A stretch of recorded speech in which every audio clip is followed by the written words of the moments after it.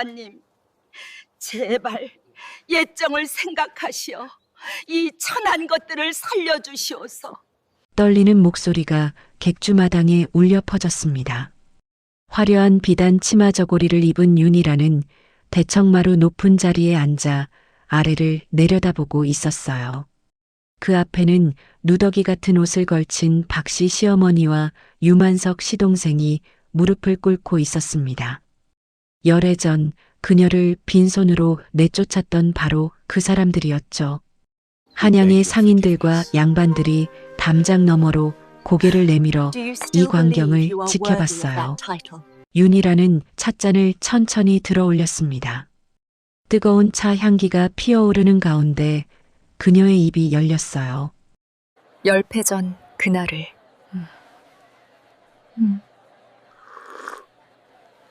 기억하시오? 이야기 시작 전 구독과 좋아요는 궁중비화 극장에 큰 힘이 됩니다. 마님, 주인 나리께서 운명하셨나이다. 하인의 다급한 외침에 윤희라는 비틀거리며 사랑채로 달려갔습니다. 남편 유성준이 누워있는 방문을 열자 코를 찌르는 약 냄새가 코끝을 스쳤어요. 창호지 너머로 들어오는 희미한 달빛 아래 남편은 이미 차갑게 식어가고 있었습니다. 윤희라는 남편의 손을 붙잡고 목 놓아 울었지만 그 손은 더 이상 따뜻하지 않았어요. 겨우 26, 혼인한 지 3년 만의 일이었습니다. 장례를 치르는 사흘 동안 윤희라는 거의 먹지도 자지도 못했어요. 초상집 마당에는 조객들이 드나들었고 그들의 수군거리는 소리가 끊이질 않았습니다. 자식 하나 없이 이제 어찌 살려나. 상인 집안이라지만 꽤 재산이 있다던데 시댁에서 내쫓지 않을까?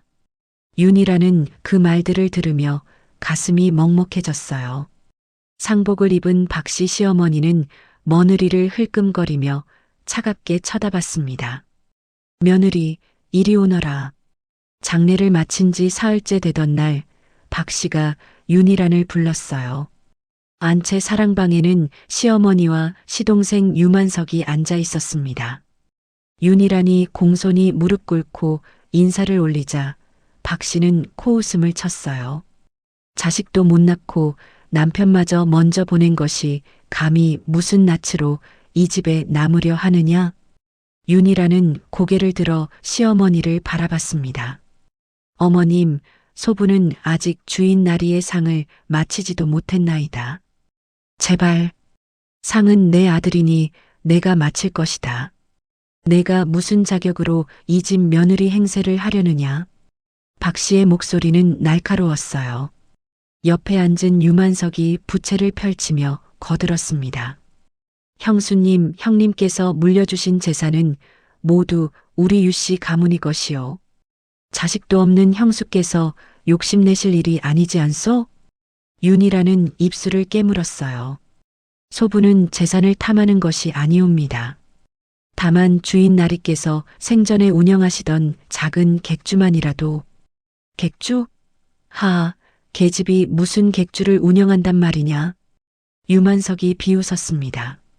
박씨는 손을 저으며 단호하게 말했어요. 더 이상 말을 늘어놓지 말고 당장 이 집에서 나가거라.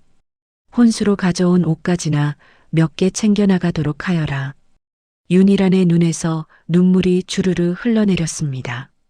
어머님, 제발, 내 말이 2번, 3번 하기 싫구나. 박씨의 목소리에 윤희란은 더 이상 버틸 수 없었어요. 그녀는 비틀거리며 일어나 사랑방을 나왔습니다.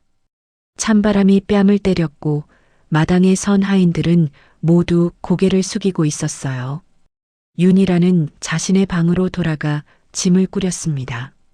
손이 떨려 제대로 보따리를 묶을 수도 없었어요. 몇 벌 안 되는 옷가지와 비녀 몇 개, 그것이 3년 혼인 생활의 전부였습니다. 문득 남편의 얼굴이 떠올라 윤희란은 다시 눈물을 쏟았어요. 그때 방문이 조용히 열리고 늙은 하인 김봉수가 들어왔습니다. 마님. 김봉수는 주위를 살피며 작은 보따리 하나를 윤희란에게 건넸어요. 이것은 주인 나리께서 마님께 남기신 것이옵니다. 소인이 몰래 숨겨두었나이다. 윤희란은 떨리는 손으로 보따리를 받아 풀었습니다. 안에는 남편의 도장과 낡은 장부, 그리고 한양 외곽 객주의 문서가 들어 있었어요.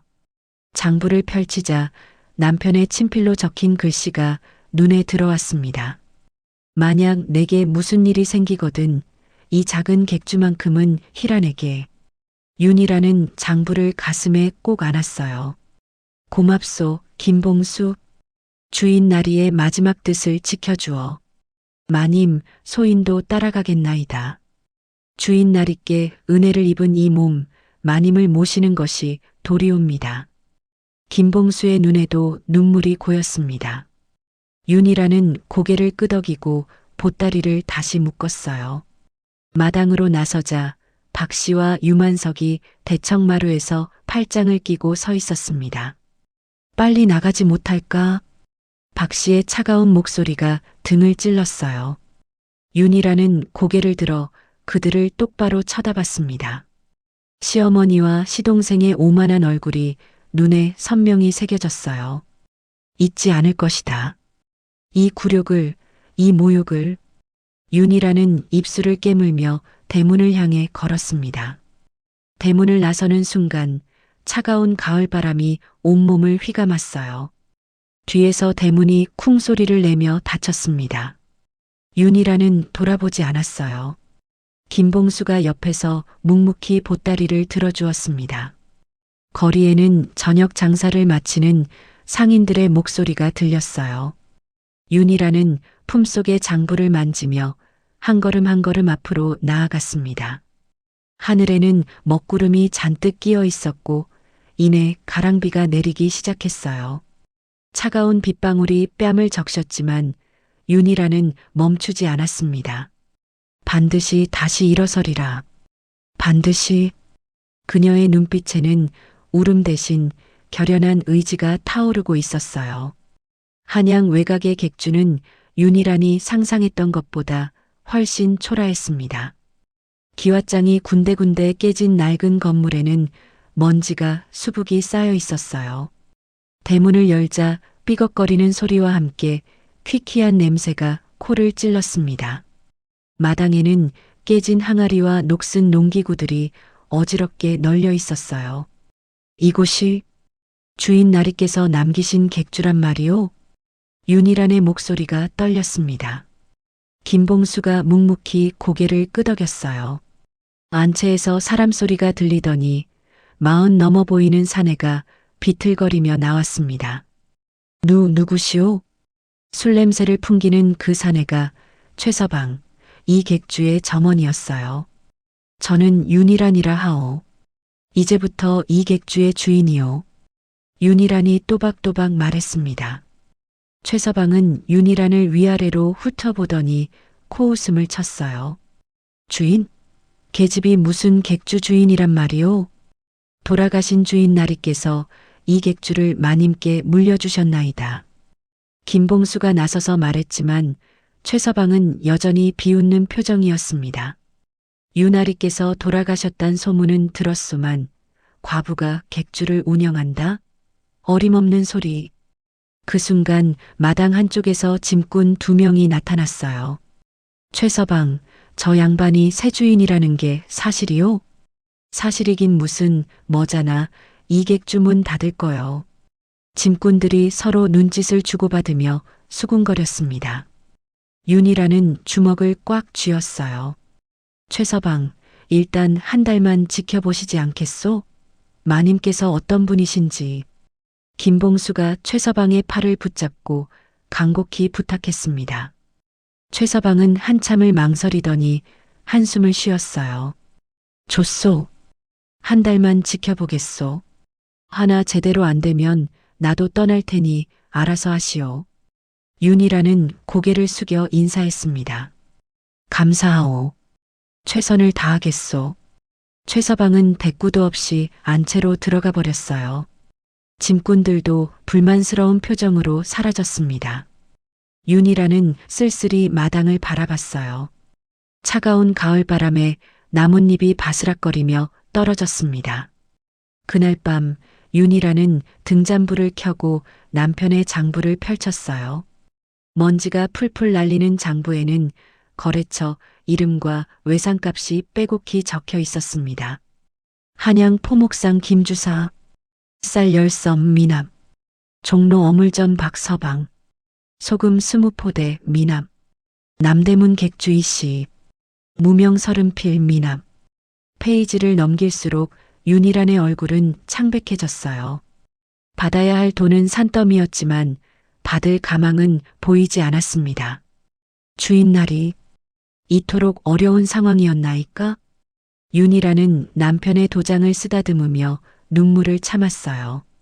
김봉수가 차를 들고 들어와 조용히 놓았습니다. 마님, 너무 상심하지 마시옵소서. 주인 나리께서도 이 객주를 살리려 애쓰셨으나 세상이 호락호락하지 않았나이다. 윤희란은 고개를 끄덕이고 뜨거운 차를 한 모금 마셨어요. 다음 날 새벽 윤희란은 장부를 들고 한양 저작거리로 향했습니다. 아침 안개가 자욱한 거리에는 벌써 상인들이 가게를 열고 있었어요. 저기 포목상 김주사 어르신을 찾소이다. 윤희란이 한 포목상 앞에서 공손히 물었습니다. 뚱뚱한 사내가 윤희란을 힐끗 보더니 손을 저었어요. 김주사는 없소. 돌아가시오. 소녀는 유성준의 집사람이옵니다. 외상으로 가져가신 쌀값을. 유성준? 그 사기꾼 말이오? 김주사가 벌떡 일어나 고함을 질렀습니다. 그자가 먼저 약속을 어겼소. 돈을 받기는커녕 내가 손해를 봤다고. 윤희란은 당황하며 물러섰어요. 아니, 장부에는 분명. 장부고 뭐고 나는 모르오. 돌아가지 않으면 관가에 고발하겠소. 김주사가 빗자루를 들어 위협했습니다. 윤희란은 어쩔 수 없이 발걸음을 돌렸어요. 종로 어물전에서도 남대문 객주에서도 상황은 마찬가지였습니다. 과부가 무슨 돈을 받으러 다니오? 염치도 없이. 유성준이 죽었으면 빚도 끝난 거요. 이제 그만 괴롭히시오. 어떤 상인은 윤희란의 손목을 붙잡으며 추궁거렸어요. 돈은 없지만 내가 한턱 쏠 테니 술이나 한잔 하러 가시지. 윤희란은 손목을 뿌리치고 뒤로 물러섰습니다. 감히. 뭐가 감이야? 과부 주제에 돈 달라고 쫓아다니는 게 우습지 않소? 상인은 낄낄거리며 웃었어요. 주위의 다른 상인들도 수군거리며 윤희란을 쳐다봤습니다. 윤희란의 뺨이 화끈거렸어요. 그녀는 고개를 숙이고 황급히 그곳을 빠져나왔습니다. 거리의 구경꾼들 눈빛이 모두 비웃음으로 가득했어요. 해가 저물 무렵 윤희란은 빈손으로 객주에 돌아왔습니다. 발이 부르트고 온몸이 땀으로 젖었지만 받은 돈은 단 한 푼도 없었어요. 최서방이 마당에서 윤희란을 보더니 허허 웃었습니다. 그럴 줄 알았소. 세상이 계집한테 돈을 쉽게 내주겠소? 윤희란은 대꾸하지 않고 방으로 들어갔어요. 문을 닫자마자 그녀는 주저앉아 눈물을 쏟았습니다. 주인날이 소첩이 어찌해야 하나이까? 손이 부들부들 떨렸어요. 그때 문 밖에서 김봉수의 목소리가 들렸습니다. 마님, 저녁 진지를 드시옵소서. 들어오시오. 김봉수가 쟁반에 보리밥과 된장찌개를 담아 들어왔어요. 마님, 소인도 주인 나리를 오래 모셨으나 객주일이 결코 쉽지 않다는 것을 압니다. 하나 마님께서는 주인 나리의 아내이시고 또 양반 규수이시지 않습니까? 반드시 길이 있을 것이옵니다. 윤희란은 눈물을 닦고 고개를 들었어요. 고맙소, 김봉수. 허나 어찌해야 할지 막막하기만 하오. 내일은 소인이 함께 가겠나이다. 저작거리의 오랜 상인들을 소인이 아는지라 조금이나마 도움이 될 것이옵니다. 윤희라는 고개를 끄덕이고 밥을 한술 떴어요. 보리밥은 거칠고 된장찌개는 싱거웠지만 목구멍으로 억지로 넘겼습니다. 김봉수가 물러간 후 윤희라는 다시 장부를 펼쳤어요. 촛불 아래서 하나하나 거래처를 다시 살펴봤습니다. 받을 수 없는 돈은 있자. 대신 새로운 길을 찾아야 해. 윤희라는 장부 빈 페이지에 무언가를 적기 시작했어요. 새로운 거래처, 새로운 물건, 새로운 방법. 글씨는 떨렸지만 그녀의 눈빛만큼은 흔들리지 않았습니다. 밖에서는 가을밤 귀뚜라미 소리가 구슬프게 울고 있었어요. 윤희라는 촛불을 바라보며 다짐했습니다. 포기하지 않으리라. 반드시 일어서리라. 사흘째 되는 날 윤희라는 장부 마지막 장에서 이상한 글귀를 발견했습니다. 올해 봄 가뭄이 심할 것이니 미리 곡물을 사두어라. 특히 쌀과 보리. 남편의 필체로 적힌 글씨였어요. 그 아래에는 경기도 여주의 한 곡물 창고 주소가 적혀 있었습니다. 윤희라는 메모를 여러 번 읽어봤어요. 주인 나리께서 미처 실행하지 못하신 계획이로구나. 그녀는 품속에서 남은 돈을 꺼내 세어봤습니다. 고작 은자 20냥, 시댁에서 나올 때 가져온 전 재산이었어요. 이 돈으로 곡물을 산다? 윤희라는 망설였습니다. 하지만 남편이 적어둔 메모는 분명 이유가 있을 터였어요. 김봉수, 이리 오시오. 윤희란이 김봉수를 불렀습니다. 주인 나리께서 여주의 곡물 창고에 대해 말씀하신 적이 있어? 아, 그곳 말이옵니까? 소인도 주인 나리를 따라 한두 번 가본 적이 있나이다. 김영감이라는 양반이 운영하는데 정직한 분이시지요. 김봉수가 고개를 끄덕였어요. 윤희라는 결심했습니다. 내일 그곳으로 가겠소. 은자 20냥으로 살 수 있는 만큼의 쌀과 보리를 사오겠소. 마님, 그 돈은 마님께서 드실 양식과 객주를 꾸려갈 미천 아니옵니까? 김봉수가 깜짝 놀라 말했습니다. 그렇소. 하나 주인 나리를 믿겠소. 이 메모는 반드시 뜻이 있을 것이오. 윤희란의 목소리는 단호했어요. 김봉수는 한숨을 쉬며 고개를 숙였습니다. 알겠나이다. 소인이 모시고 가겠나이다. 다음 날 새벽 윤희란과 김봉수는 여주로 향했습니다. 황토길을 걸으며 봄바람이 불어왔지만 공기는 유난히 건조했어요. 올해 봄이 유난히 가물다는 소문이 파다하옵니다. 김봉수가 하늘을 올려다보며 말했습니다. 해는 따가웠고 논에는 물이 말라 갈라진 땅이 보였어요. 윤희라는 남편의 메모가 맞았다는 확신이 들었습니다. 서두르시오. 다른 상인들이 눈치채기 전에 사야 하오. 두 사람은 걸음을 재촉했어요. 해가 중천에 떴을 무렵 여주의 곡물 창고에 도착했습니다. 커다란 초가지붕 아래 쌀과 보리가 가득 쌓여 있었어요. 김영감 어르신 계시오? 윤희란이 창고 안으로 들어서며 불렀습니다. 백발의 노인이 나타나 윤희란을 보더니 고개를 가웃했어요. 누구시오? 소녀는 유성준의 집사람이옵니다. 영감께서 주인과 거래하셨다 들었소이다. 아, 윤아리, 돌아가셨다는 소식을 들었소만. 부인께서 직접 오시다니. 김영감이 놀라며 윤희란에게 자리를 권했습니다. 윤희란은 정중히 인사를 올리고 본론을 꺼냈어요. 영감, 쌀과 보리를 사고 싶소이다. 은자 20냥어치로 살 수 있는 만큼 모두. 김영감은 잠시 계산을 하더니 고개를 끄덕였습니다. 쌀 15섬과 보리 20섬을 드릴 수 있겠소. 좋소. 한양 제 객주로 실어다 주시오.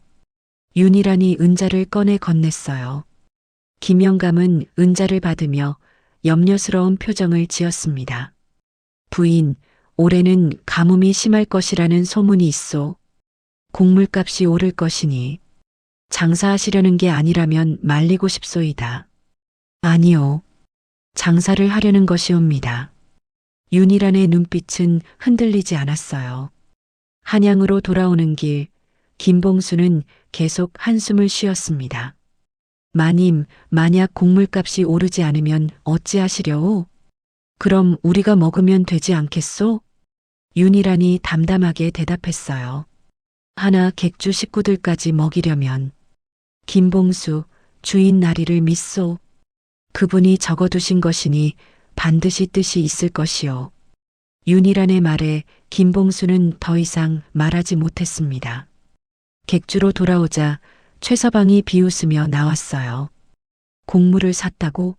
마님, 객주는 물건을 싸게 사서 비싸게 파는 것이 아니라 필요한 물건을 필요한 곳으로 옮기는 것이요. 곡물은 이미 한양에 넘쳐나는데 최서방, 한 달만 지켜보시오. 윤희란은 짐을 풀며 조용히 말했어요. 최서방은 고개를 저으며 돌아갔습니다. 사흘 후 여주에서 수레에 가득 실린 곡물이 도착했습니다. 윤희란은 창고에 곡물을 쌓으며 하루하루를 기다렸어요. 일주일이 지나고 2주일이 지났습니다. 한양에는 비가 내리지 않았고 가뭄은 점점 심해졌어요. 농민들은 논에 물을 대지 못해 한숨을 쉬었습니다. 올해 농사는 망쳤소. 곡물값이 오르겠구먼. 거리에서 상인들의 수군거림이 들려왔어요. 윤희란은 매일 저작거리를 돌아다니며 곡물값을 확인했습니다. 처음에는 변화가 없었지만 한 달이 지나자 값이 조금씩 오르기 시작했어요. 쌀 한 섬에 은자 2냥이었는데 이제는 3냥이요. 다음 주에는 4냥도 받을 수 있을 거요. 윤희란의 심장이 두근거렸습니다. 그리고 마침내 한 달 반이 지났을 때 한양에 큰 가뭄이 들었어요. 하늘은 구름 한 점 없이 맑았고 땅은 갈라지고 우물은 말랐습니다. 곡물값이 폭등했어요. 쌀 한 섬에 은자 5냥, 보리는 은자 4냥. 상인들은 곡물을 구하려 발버둥쳤지만 이미 창고는 텅 비어 있었습니다. 윤희란은 김봉수를 불렀어요. 김봉수, 우리 곡물을 팔 것이요. 하나 터무니없이 비싸게 팔지는 마시오. 쌀은 섬당 은자 4냥, 보리는 3냥에 파시오. 마님, 더 비싸게 팔아도 살 사람이 넘쳐나옵니다. 아니요. 우리는 백성들을 괴롭히지 않을 것이요. 적정한 값에 팔되 한 사람에게 많이 팔지 마시오. 윤희란의 말에 김봉수는 감탄했습니다. 마님은 참으로 어진 분이시옵니다. 객주 앞에 소문이 퍼지자 상인들이 몰려들었어요. 객주에 곡물이 있다면서요? 얼마에 파시오? 윤희란은 대청마루에 앉아 침착하게 대응했습니다. 쌀은 섬당 은자 4냥, 보리는 3냥이요. 한 사람에게 5섬 이상은 팔지 않을 것이요. 상인들은 다른 곳보다 값이 싸다는 것을 알고 다투어 샀어요. 하루 만에 곡물의 절반이 팔려나갔습니다. 은자가 쌓이고 객주 금고는 무거워졌어요. 최서방이 놀란 표정으로 윤희란에게 다가왔습니다. 마님, 이렇게 되다니. 최서방, 이제 믿으시겠소? 윤희란이 미소 지으며 물었어요. 최서방은 고개를 숙였습니다. 소인이 마님을 과소평가했나이다. 용서하시옵소서. 좋소. 앞으로 최서방께서 더욱 힘써 주시오. 윤희란의 말에 최서방은 고개를 끄덕였어요. 일주일 만에 모든 곡물이 팔렸습니다. 윤희란은 은자 100냥이 넘는 돈을 벌었어요. 20냥으로 시작해 5배가 넘는 이익이었습니다. 소문은 한양 저작거리에 빠르게 퍼졌어요. 유성준의 과부가 큰 돈을 벌었다더군. 여자가 장사를 하다니, 그것도 곡물로 대박을 냈다니. 정직하게 적정 가격에 팔았다던데 대단하지 않소? 작은 상인들이 윤희란의 객주를 찾아오기 시작했습니다. 부인, 저희와도 거래를 트고 싶소이다. 윤희란은 그들을 정중히 맞이했어요. 객주는 조금씩 활기를 띠기 시작했습니다. 하지만 이 소문은 한 사람의 귀에도 들어갔어요. 한양 최대 객주를 운영하는 장판서였습니다. 어느 날 화려한 가마가 윤희란의 객주 앞에 멈췄어요. 비단 도포를 입은 장판서가 내렸습니다. 그의 뒤로 부하 서너 명이 따라왔어요. 여기가 요즘 소문난 객주로구만. 장판서는 코웃음을 치며 마당을 둘러봤습니다. 윤희란이 대청마루로 나와 인사를 올렸어요. 어서 오시옵소서.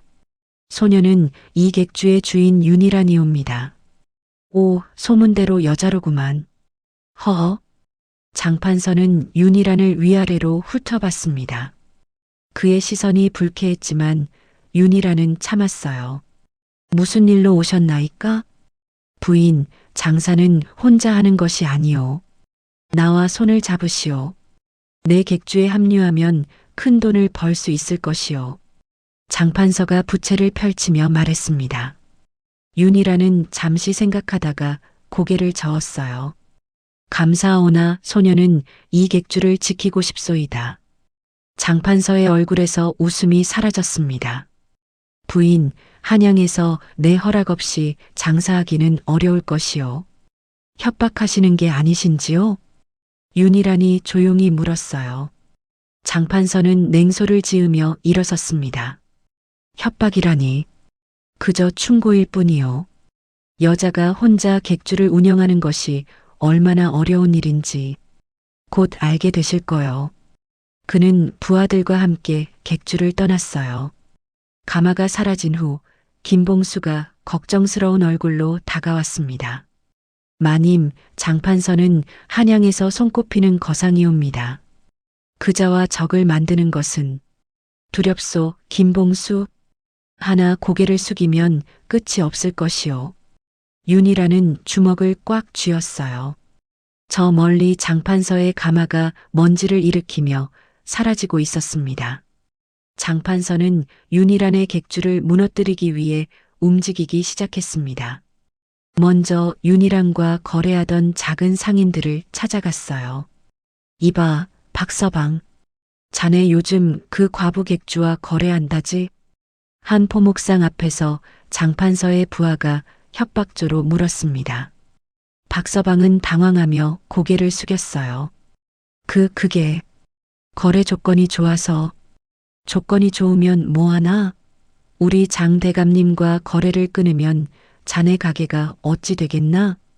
부하의 눈빛이 차갑게 빛났습니다. 박서방은 떨리는 목소리로 대답했어요. 알겠소이다. 다시는 그 객주와 거래하지 않겠소. 이런 식으로 장판서는 하나둘씩 윤희란의 거래처를 끊어갔습니다. 일주일 만에 거래처 5곳이 연락을 끊었어요.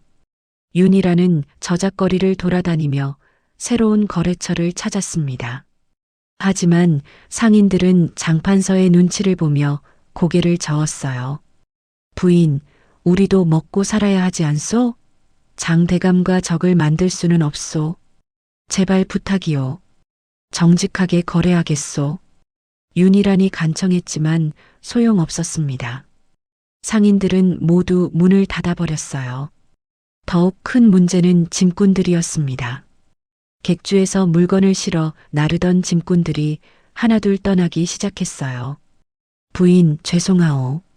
장판서의 부하들이 우리를 협박하오.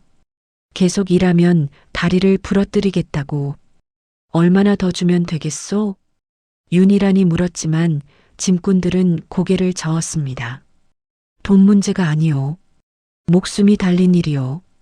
결국 객주에는 김봉수와 최서방 그리고 짐꾼 한 명만 남았어요. 설상가상으로 관아에서 하급관리 조서방이 찾아왔습니다. 객주 주인이 누구요? 기름진 얼굴에 비단 관복을 입은 조서방이 거만하게 물었어요. 윤희란이 나와 공손히 인사를 올렸습니다. 소녀가 주인이옵니다. 여자가 객주를 운영한다더니 사실이로구만. 세금을 납부하시오. 세금은 이미 지난달에 납부했나이다. 윤희란이 영수증을 꺼내 보였어요. 조서방은 영수증을 힐끗 보더니 코웃음을 쳤습니다. 이것은 지난달 것이고 이번 달 것은 더 내야 하오. 객주가 커졌으니 세금도 늘어난 것이오. 하나 규정상. 규정? 내가 곧 규정이오. 조서방이 탁자를 쾅 내리쳤어요. 윤이라는 그가 장판서에게 뇌물을 받았다는 것을 직감했습니다. 알겠나이다. 얼마를 내야 하나이까? 은자 10량이요. 10량이라니. 그것은 너무 과하다고? 그럼 관아에 고발하여 객주문을 닫게 하겠소. 조서방이 고함을 질렀습니다. 윤이라는 어쩔 수 없이 은자 10량을 꺼내 건넸어요. 조서방은 돈을 받아 품속에 넣으며 비웃었습니다. 앞으로도 잘 협조하시오. 여자가 장사하는 것이 얼마나 어려운지 알겠지? 그는 거드름을 피우며 객주를 떠났어요. 윤이라는 주먹을 꽉 쥐었습니다. 장판서, 이런 비열한 수를. 김봉수가 옆에서 안타까운 표정으로 말했어요. 마님, 이래서는 객주를 지킬 수 없습니다. 장판서는 관아와 결탁하여 수많은 경쟁 객주들을 무너뜨렸나이다. 그날 밤 윤이라는 장부를 펼쳐놓고 고민했습니다. 촛불이 흔들리며 그림자가 벽에 일렁였어요. 한양에서는 장판서의 힘이 너무 세다. 정면으로 맞서서는 이길 수 없어. 윤이라는 남편이 남긴 장부를 다시 살펴봤습니다. 그때 경기도와 충청도 거래처 목록이 눈에 들어왔어요. 그래, 한양이 안 되면 지방으로 가는 것이다. 윤이라는 김봉수를 불렀습니다.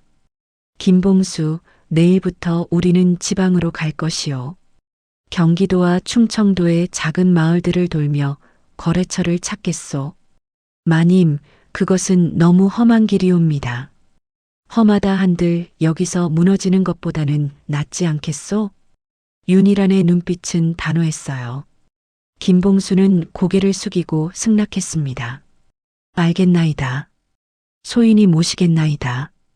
다음 날부터 윤이란은 짐꾼 수레에 물건을 싣고 지방으로 떠났습니다. 첫 번째 목적지는 경기도 수원이었어요. 황토길은 험했고 수레는 자주 지늘게 빠졌습니다. 윤이란은 직접 수레를 밀며 땀을 흘렸어요. 마님, 소인들이 하겠나이다. 아니요, 함께 하는 것이 당연하오. 윤이란의 치마는 진흙으로 더러워졌지만 그녀는 개의치 않았습니다. 수원 장터에 도착하자 작은 상인들이 모여 있었어요. 저는 한양에서 온 객주 주인이옵니다. 좋은 물건을 공정한 값에 거래하고 싶소이다. 윤이란이 상인들에게 말했습니다. 처음에는 의심의 눈초리로 바라보던 상인들도 윤이란의 정직한 거래 방식에 점점 마음을 열었어요. 부인, 한양 객주들은 우리를 속이기 일쑤였는데 부인은 다르시구려. 저도 작은 객주를 운영하는 사람이라 어려움을 압니다. 윤이란은 진심으로 대했습니다. 수원에서 거래처 3곳을 확보한 윤이란은 다음 마을로 향했어요.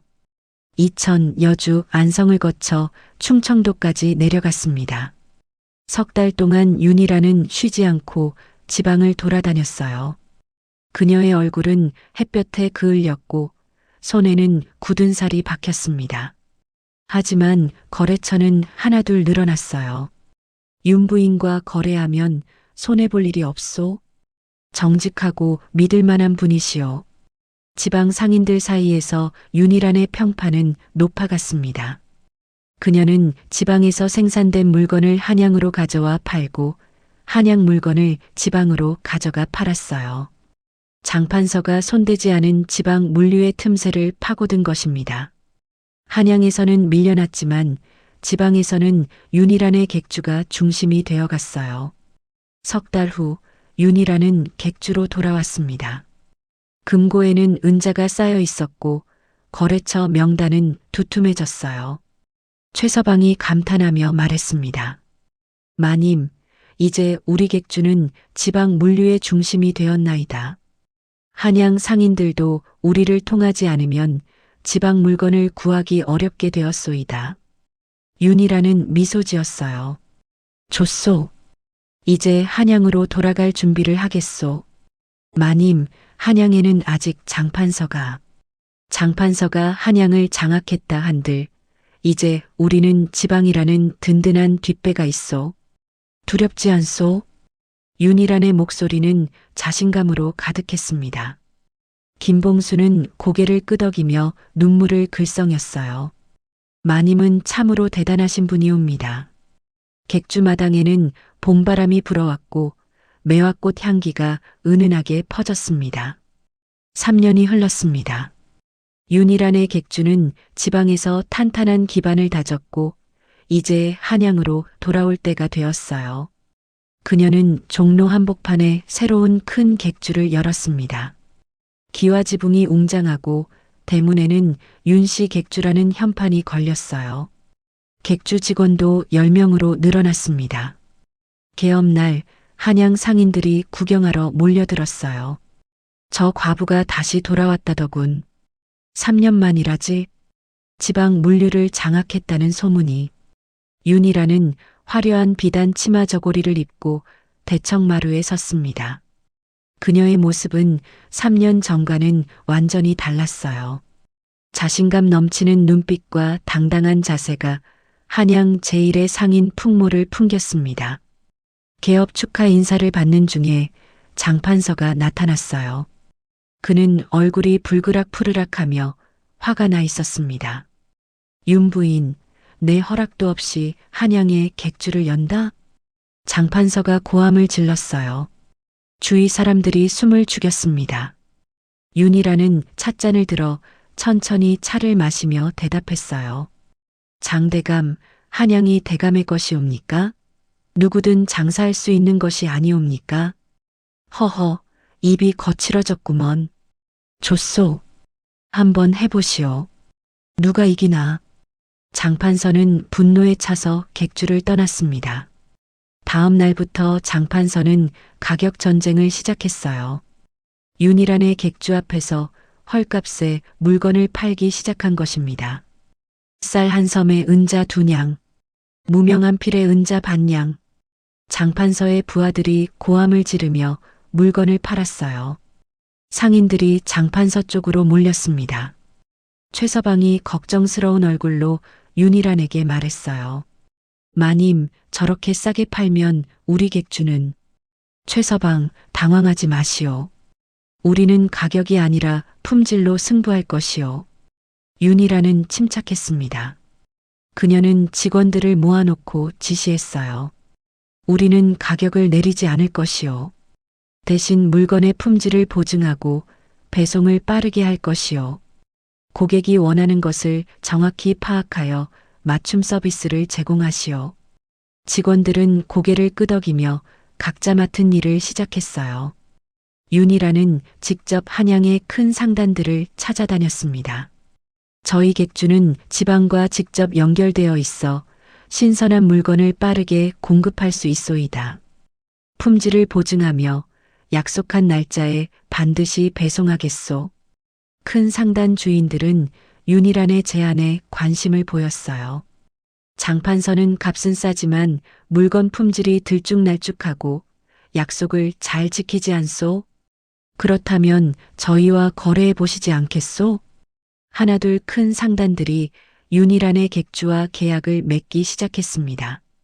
특히 궁궐에 납품하는 어용 상단과의 계약은 큰 전환점이 되었어요. 윤 부인, 지방 특산물을 궁궐에 납품해 주시오. 품질만 좋다면 값은 후하게 쳐드리겠소. 어용 상단 주인이 계약서에 도장을 찍었습니다. 이 소문이 퍼지자 한양 상인들 사이에서 윤희란의 명성이 높아졌어요. 윤 부인의 객주가 궁궐 납품까지 하다니 장판서보다 신용이 있는 것 같소. 장판서는 점점 초조해졌습니다. 그는 헐값 판매를 계속했지만 오히려 손해만 늘어갔어요. 결국 장판서는 비열한 수를 쓰기로 결심했습니다. 어느 날 새벽 윤희란의 물건을 실은 수레가 한양 외곽을 지나고 있었어요. 갑자기 복면을 쓴 사내들이 나타나 수레를 습격했습니다. 이놈들 물러서라. 짐꾼들이 소리쳤지만 사내들은 칼을 휘둘렀어요. 짐꾼 한 명이 다쳤고 수레에 실린 비단과 도자기가 땅에 떨어져 망가졌습니다. 윤 부인에게 전하시오. 장사를 그만두지 않으면 더 큰 일을 당할 거라고. 사내들은 협박을 남기고 사라졌어요. 다음 날 윤희라는 현장을 직접 찾아가 확인했습니다. 망가진 물건들이 그녀의 가슴을 아프게 했어요. 마님, 분명 장판서의 짓이옵니다. 김봉수가 분노에 찬 목소리로 말했습니다. 윤희라는 고개를 끄덕이며 무언가를 떠올렸어요. 김봉수, 혹시 그들이 다시 올 것 같지 않소? 그럴 것이옵니다. 마님을 포기시킬 때까지. 그렇다면 함정을 파는 것이요. 윤희란이 미소 지었습니다. 그녀는 거짓 정보를 흘렸어요. 내일 귀한 물건을 실은 큰 수레가 지나갈 것이다. 소문은 금세 퍼졌고 장판서의 귀에도 들어갔습니다. 다음 날 윤희란은 수레에 빈 상자만 가득 싣고 같은 길을 지나갔어요. 하지만 이번에는 관아의 포졸들이 숲속에 숨어 있었습니다. 예상대로 복면을 쓴 사내들이 나타났어요. 이번에도 윤 부인의 물건을 부숴버려라. 사내들이 수레를 습격하는 순간 포졸들이 뛰쳐나왔습니다. 도적놈들, 꼼짝 마라. 사내들은 당황하며 도망치려 했지만 이미 늦었어요. 포졸들이 사내들을 붙잡고 복면을 벗겼습니다. 그들은 모두 장판서의 부하들이었어요. 윤희라는 증거를 들고 관아로 갔습니다. 마침 새로 부임한 원님은 정직하고 공정한 분이었어요. 원님, 이들이 제 객주를 습격한 도적들이옵니다. 장판서가 사주했다는 증거도 있나이다. 윤희란이 편지와 증언을 제출했습니다. 원님은 서류를 살펴보며 고개를 끄덕였어요. 장판서가 이런 짓을 했단 말이오? 즉시 조사하겠소. 원님은 장판서를 관아로 불러들였습니다. 장판서는 뇌물을 건네며 무마하려 했지만 원님은 단호했어요. 장대감, 뇌물로 법을 어길 수 있다고 생각하시오? 그동안의 부정 거래까지 모두 조사하겠소. 장판서의 얼굴이 창백해졌습니다. 원님의 조사는 철저했고 장판서의 온갖 비리가 드러나기 시작했어요. 소문은 한양 전역에 퍼졌습니다. 장판서가 관아에서 조사받는다더군. 윤 부인이 제대로 한 방 먹였구먼. 상인들은 윤희란을 바라보는 눈빛이 달라졌어요. 이제 그들은 윤희란을 두려워하고 존경했습니다. 윤희란은 객주 대청마루에 앉아 차를 마시며 한양 거리를 바라봤어요. 주인날이 이제 조금씩 약속을 지켜가고 있나이다. 그녀의 눈가에 희미한 미소가 번졌습니다. 김봉수가 다가와 공손히 말했어요. 마님, 이제 한양 상인들이 모두 마님을 인정하나이다. 윤희란은 고개를 끄덕였습니다. 하지만 그녀는 아직 끝나지 않았다는 것을 알고 있었어요. 진짜 시험은 이제부터였습니다. 한양에서 승승장구하는 동안 멀리 떨어진 곳에서는 다른 이야기가 펼쳐지고 있었어요. 시동생 유만석은 도박장을 전전하며 돈을 잃고 있었습니다. 한 판만 더. 이번에는 반드시 딸 것이오. 유만석은 눈이 충혈된 채 주사위를 던졌어요. 하지만 운은 그를 따르지 않았습니다. 집안 재산은 하나둘 도박판으로 사라졌어요. 박씨 시어머니는 아들의 도박을 막으려 했지만 이미 늦었습니다. 어미 걱정 마시오. 곧 큰 돈을 벌 것이오. 유만석은 허황된 꿈에 빠져 있었어요. 결국 유씨 가문의 큰 저택까지 도박빚의 담보로 잡혔습니다. 빚쟁이들이 대문을 두드리며 고함을 질렀어요. 유만석, 나와라. 오늘까지 돈을 갚지 않으면 집을 넘기겠다. 박 씨는 떨리는 손으로 친정에서 물려받은 마지막 비녀를 팔았습니다. 하지만 그것으로는 턱없이 부족했어요. 어미 미안하오. 유만석은 술에 취해 바닥에 쓰러져 있었습니다. 박 씨는 아들을 바라보며 눈물을 흘렸어요. 내가 무엇을 잘못했기에 이런 벌을. 결국 저택은 빚쟁이들에게 넘어갔습니다. 박 씨와 유만석은 보따리 하나 들고 집을 나서야 했어요. 한때 화려했던 저택 대문이 쿵 소리를 내며 닫혔습니다. 거리를 지나가던 사람들이 수군거렸어요. 저 양반들 유씨 가문 아니오? 도박으로 망했다더군. 참으로 한심한 일이로구먼. 박 씨는 고개를 숙이고 걸었습니다. 친척집을 찾아갔지만 모두가 문전박대했어요. 박 씨 마님, 저희도 형편이 어렵소. 돌아가시오. 사촌 형님, 며칠만이라도. 안 돼오. 당신네가 얼마나 오만했는지 다들 알고 있어. 이제 와서 도움을 청하다니. 친척들은 차갑게 문을 닫았습니다. 박 씨와 유만석은 길거리를 헤맸어요. 옷은 너덜너덜해지고 신발은 찢어졌습니다. 하루는 길에서 자고 하루는 남의 처마 밑에서 비를 피했어요. 박 씨는 며느리 윤희란을 떠올렸습니다. 그 계집애를 내쫓았을 때 이런 기분이었을까? 가슴이 먹먹했지만 자존심이 허락하지 않았어요. 한 달이 지나고 두 달이 지났습니다. 박 씨는 더 이상 버틸 수 없었어요. 만서가 우리 형수를 찾아가자. 박 씨가 떨리는 목소리로 말했습니다. 어미 형수를요? 우리가 그렇게 내쫓았는데 살기 위해서라도 가야 한다. 다른 길이 없구나. 박 씨는 눈물을 흘렸어요. 유만석은 고개를 숙였습니다. 두 사람은 누더기 같은 옷을 입고 한양으로 향했어요. 길은 멀고 험했습니다. 박 씨의 발은 물집이 잡히고 피가 났지만 쉴 수 없었어요. 며칠을 걸어 한양에 도착했을 때 그들은 거의 쓰러질 지경이었습니다. 한양 거리는 화려했고 상인들은 활기차게 장사를 하고 있었어요. 윤씨 객주가 어디 있소? 박 씨가 한 상인에게 물었습니다. 윤씨 객주? 종로에 있지. 한양 제일 가는 객주인데 모르시오? 상인이 놀라며 대답했어요. 박 씨와 유만석은 종로로 향했습니다. 웅장한 기와집에 윤씨 객주 현판이 걸려 있었어요.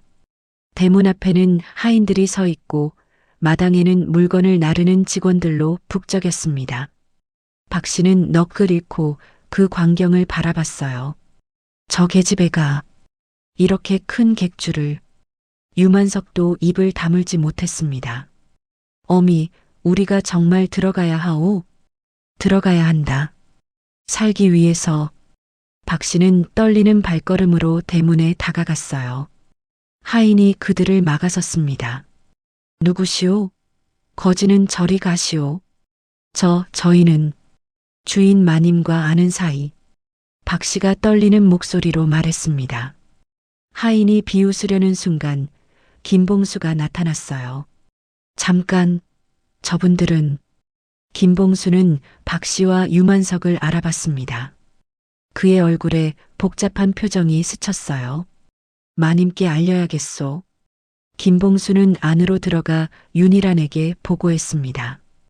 윤희란은 대청마루에 앉아 장부를 보고 있었어요. 마님 밖에 시어머님과 시동생께서 오셨나이다. 김봉수의 말에 윤희란의 손이 멈췄습니다. 그녀는 천천히 붓을 내려놓았어요. 들어오라 하시오. 윤희란의 목소리는 담담했습니다. 김봉수가 나가고 잠시 후 박 씨와 유만석이 마당으로 들어왔어요. 윤희란은 대청마루 높은 자리에 앉아 그들을 내려다봤습니다. 박 씨와 유만석은 누더기 같은 옷에 더러운 얼굴로 서 있었어요. 주변 객주 직원들이 모두 이 광경을 지켜봤습니다. 담장 너머로는 구경하러 온 한양 사람들도 고개를 내밀었어요. 윤이라는 찻잔을 들어 천천히 차를 마셨습니다. 향긋한 차 향기가 마당까지 퍼졌어요. 박 씨가 무릎을 꿇었습니다. 마님. 유만석도 옆에서 무릎을 꿇었어요. 두 사람의 무릎이 차가운 마당 돌바닥에 닿는 소리가 울렸습니다. 윤이라는 여전히 말이 없었어요. 그저 찻잔을 내려놓고 그들을 바라볼 뿐이었습니다. 마당에는 정적이 흘렀고 모든 이들이 숨을 죽이고 있었어요. 마님, 제발 옛정을 생각하시어 이 천한 것들을 살려주시옵소서. 박 씨의 떨리는 목소리가 객주마당에 울려 퍼졌습니다. 윤이라는 찻잔을 다시 들어 올렸어요. 뜨거운 차가 목구멍을 타고 내려갔지만 그녀의 표정은 변하지 않았습니다. 옛정이라. 어떤 옛정을 말씀하시는 것이옵니까? 윤이란의 목소리는 차갑고 담담했어요. 박 씨는 고개를 더 깊이 숙였습니다. 소녀가 잘못했나이다. 며느리를 그리 박대한 것. 천번 만번 뉘우치고 있사옵니다. 유만석도 옆에서 눈물을 흘렸어요. 형수님, 소인이 잘못했습니다. 제발 용서하소서. 주변에 모인 사람들이 웅성거렸습니다. 저들이 시댁이라더군. 윤 부인을 내쫓았던 사람들 아니오? 지금은 거짓골이 되었구먼. 윤이라는 열애 전 그날을 떠올렸습니다. 비 오는 날 빈손으로 대문을 나서던 자신의 모습이 눈앞에 선명히 그려졌어요. 시어머니의 차가운 목소리가 귓가에 맴돌았습니다. 자식도 못 낳은 것이 감히 이 집에 남으려 하느냐? 그날의 굴욕과 울음, 절망이 가슴을 짓눌렀어요. 윤이란의 손이 미세하게 떨렸습니다. 찻잔을 내려놓는 소리가 마당에 울렸어요. 일어나시오. 윤이란이 말했습니다. 박 씨와 유만석은 고개를 들었어요. 열애 전 소녀가 이 집을 나설 때 그날의 기억이 생생하옵니다. 윤이란의 목소리에 감정이 섞여 들어왔습니다. 빈손으로 쫓겨나 갈 곳도 없던 그날을 박 씨는 눈물을 흘리며 고개를 숙였어요. 송구하옵니다, 마님. 소녀가 눈이 멀어. 열애. 참으로 긴 시간이었소.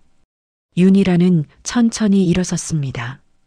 대청마루를 내려와 마당으로 걸어갔어요. 박 씨와 유만석 앞에 멈춰 섰습니다. 두 사람은 떨리는 몸으로 윤이란을 올려다봤어요. 소녀는 그동안 하루도 그날을 잊은 적이 없었소. 복수하겠다고 반드시 성공해서 당당히 서리라 다짐했소. 윤이란의 눈에 눈물이 맺혔습니다. 아나, 이렇게 두 분이 무릎 꿇고 계신 모습을 보니 김봉수가 옆에서 조용히 지켜봤어요. 다른 직원들도 숨죽이며 마님의 말을 기다렸습니다. 윤이란은 깊은 숨을 들이쉬었어요. 복수는 아무것도 되돌리지 못한다는 것을 알았소. 윤이란이 말을 이었습니다. 두 분을 내쫓는다 한들 소녀의 아픔이 사라지는 것도 아니오. 잃어버린 세월이 돌아오는 것도 아니오. 박 씨가 고개를 들어 윤이란을 바라봤어요. 마님, 일어나시오. 이제 그만 일어나시오. 윤이란이 손을 내밀었습니다. 박 씨는 믿을 수 없다는 표정으로 윤이란의 손을 잡았어요. 유만석도 천천히 일어섰습니다. 객주 뒤편에 작은 방이 있소. 거기서 지내시오. 윤이란이 말했습니다. 박 씨와 유만석은 놀란 표정을 지었어요. 마님, 정말? 단 조건이 있소. 윤이란은 단호한 목소리로 말했어요. 유만석, 그대는 객주에서 일을 하시오. 허드렛 일부터 시작하여 몸으로 빚을 갚는 것이요. 유만석은 고개를 끄덕였습니다. 그렇게 하겠나이다. 박 씨 어르신께서는 객주 직원들 식사를 준비하시오. 식당 일을 맡아주시오. 박 씨의 얼굴이 굴욕감으로 일그러졌지만 이내 고개를 숙였어요.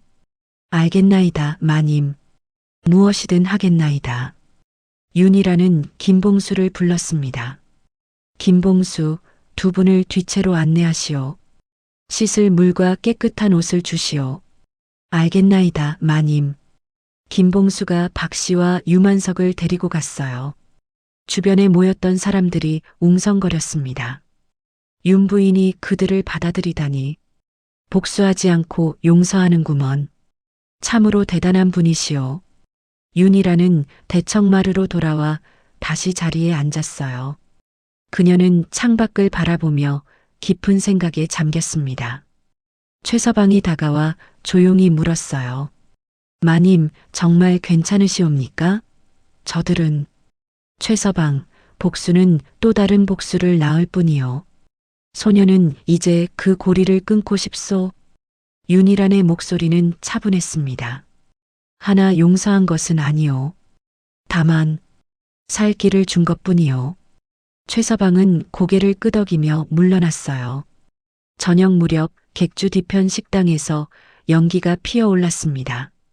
박 씨가 직원들 저녁을 준비하고 있었어요. 마당에서는 유만석이 짐을 나르고 있었습니다. 한때 비단 도포를 입고 오만했던 그가 이제는 땀을 흘리며 일하고 있었어요. 윤이라는 창문 너머로 그 모습을 지켜봤습니다. 가슴 한편이 복잡했지만 후회는 없었어요. 주인 날이 소첩이 제대로 한 것이겠지요? 윤이라는 남편의 도장을 만지작거리며 중얼거렸습니다. 밤하늘에는 별이 반짝이고 객주는 고요했어요. 김봉수가 차를 들고 방에 들어왔습니다. 마님, 차를 가져왔나이다. 고맙소, 김봉수. 앉으시오. 김봉수는 윤이란 앞에 앉았어요. 마님의 결정. 주인 나리께서도 기뻐하실 것이옵니다. 그러길 바라오. 윤이란은 차를 한 모금 마시며 미소 지었습니다. 석 달 후 관아의 조사 결과가 발표되었습니다. 장판서의 온갖 부정거래와 뇌물수수가 낱낱이 밝혀졌어요. 장판서가 관직을 이용해 경쟁 객주들을 무너뜨렸다. 뇌물로 관리들을 매수하고 허위 세금을 걷어들였다. 한양거리는 이 소문으로 시끄러웠습니다. 원님은 엄정한 판결을 내렸어요. 장판서는 관직을 박탈하고 부정으로 모은 재산을 모두 몰수한다. 장판서는 관아에 끌려가 곤장을 맞았습니다. 그의 커다란 객주도 문을 닫았어요. 한때 한양을 호령하던 거상이 하루아침에 몰락한 것입니다. 장판서의 옛 거래처들이 윤이란을 찾아왔어요.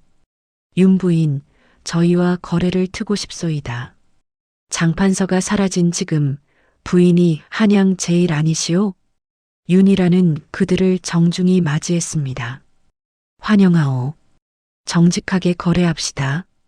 하나둘 거래처가 늘어났고 윤이란의 객주는 한양 물류의 절반을 장악했어요.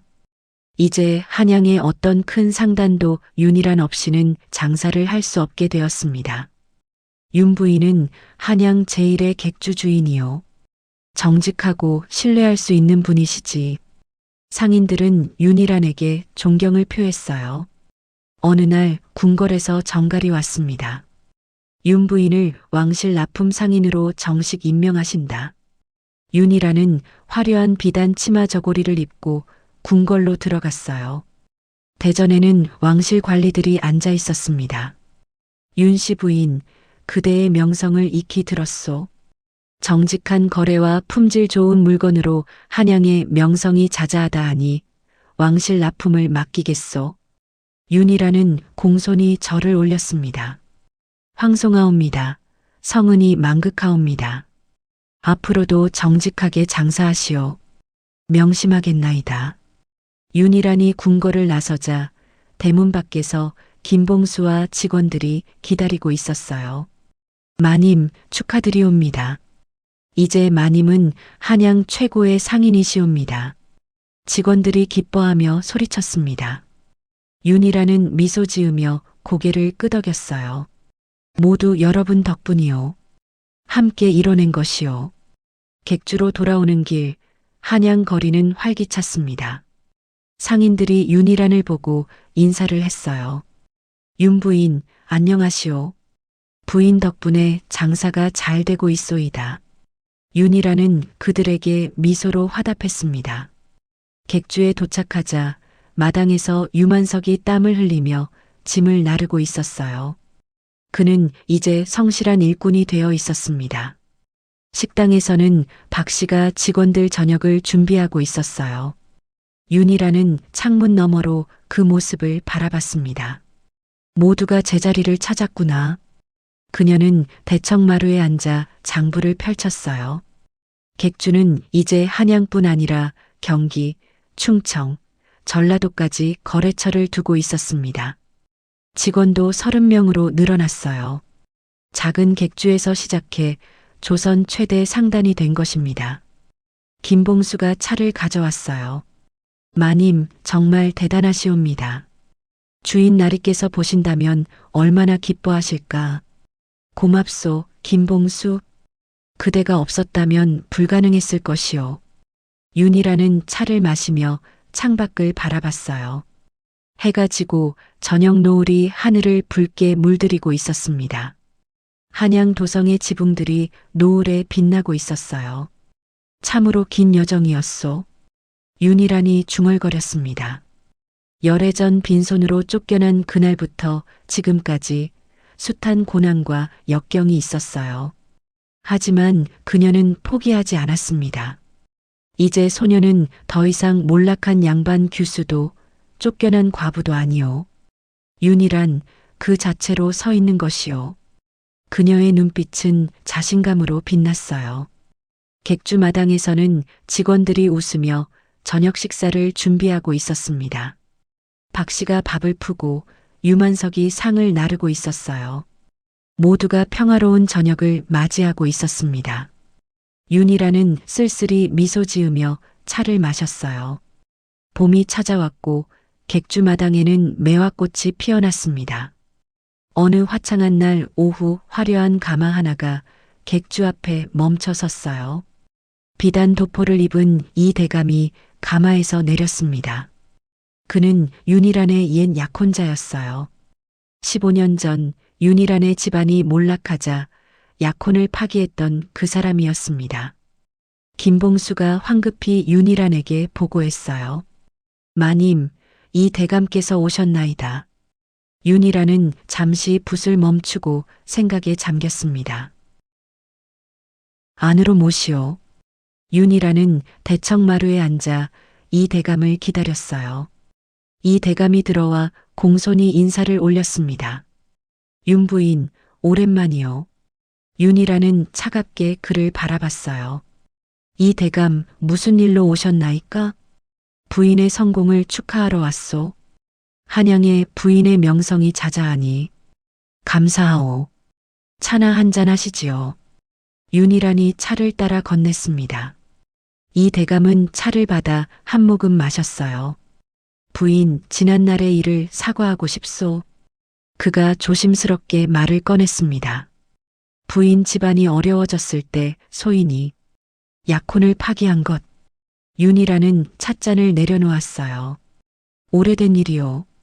이제 그런 일을 꺼내실 필요가 없소. 아니요, 부인. 소인은 그동안 후회하며 살았소. 이 대감의 목소리에 진심이 담겨 있었습니다. 부인께서 이렇게 성공하신 것을 보니 소인이 얼마나 큰 실수를 했는지. 이 대감 본론을 말씀하시지요. 윤희란이 단호하게 말했어요. 이 대감은 잠시 망설이다 입을 열었습니다. 부인, 소인과 다시 혼인을 맺으시지 않겠소? 윤희란은 놀란 표정도 짓지 않았어요. 혼인이라. 그렇소. 부인의 재력과 소인의 양반 신분이 합쳐지면 최고의 조합이 될 것이요. 부인도 양반 신분으로 돌아가고 싶지 않으시오? 이 대감은 자신의 제안이 매력적이라고 생각했어요. 하지만 윤희란은 천천히 고개를 저었습니다. 이 대감, 소녀는 이미 혼인한 적이 있소. 죽은 남편이 있소. 하나 남편은 이미 돌아가시지 않았소? 재혼하는 것이 무슨 문제가. 문제는 그것이 아니오. 윤희란이 말을 끊었습니다. 소녀는 이제 누군가의 부인이 되고 싶지 않소? 이 대감은 당황한 표정을 지었어요. 무슨 말씀이시오? 소녀는 혼자 힘으로 이 모든 것을 이뤘소. 누구의 도움도 없이 오직 소녀의 힘으로. 윤희란의 목소리는 단호했습니다. 이제 와서 양반 신분이 필요하다고요? 소녀는 이미 윤희란 그 자체로 충분히 당당하오. 이 대감의 얼굴이 붉어졌어요. 부인 하나 세상은 여전히 신분을 중시하지 않소? 그렇다면 세상이 바뀌어야지요. 소녀는 여자라도 상인이라도 충분히 존중받을 수 있다는 것을 보여주고 싶소? 윤희란은 일어섰습니다. 이 대감 제안은 감사하오. 하나 소녀는 거절하겠소. 이 대감도 일어섰어요. 부인 정말 후회하지 않으시겠소? 후회하지 않을 것이오. 소녀는 이미 충분히 자유롭고 행복하오. 윤희란은 미소 지었습니다. 이 대감은 할 말을 잃고 고개를 숙였어요. 알겠소. 부인의 뜻이 그러하시다면 소인이 물러가겠소. 그는 쓸쓸히 객주를 떠났습니다. 가마가 멀어지는 것을 보며 윤희란은 깊은 숨을 내쉬었어요. 김봉수가 다가왔습니다. 마님, 정말 괜찮으시옵니까? 양반 신분으로 돌아가실 수 있는 기회였는데. 김봉수, 소녀는 이미 잃을 것이 없소. 신분이 아니라 소녀 자신으로 서고 싶소. 윤희란은 창밖을 바라봤어요. 매화꽃이 바람에 흔들리고 있었습니다. 진정한 자유는 누군가에게 기대지 않는 것이요. 그녀의 목소리는 확신에 찬 차 있었어요. 김봉수는 감탄하며 고개를 끄덕였습니다. 마님은 참으로 대단하신 분이시옵니다. 윤희란은 다시 자리에 앉아 장부를 펼쳤어요. 할 일은 많았고 앞으로 나아가야 할 길은 여전히 멀었습니다. 하지만 그녀는 두렵지 않았어요. 이제 그녀는 진정으로 자유로웠으니까요.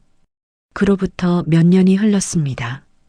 윤희란의 객주는 조선 팔도에 지점을 둔 거대 상단이 되었어요.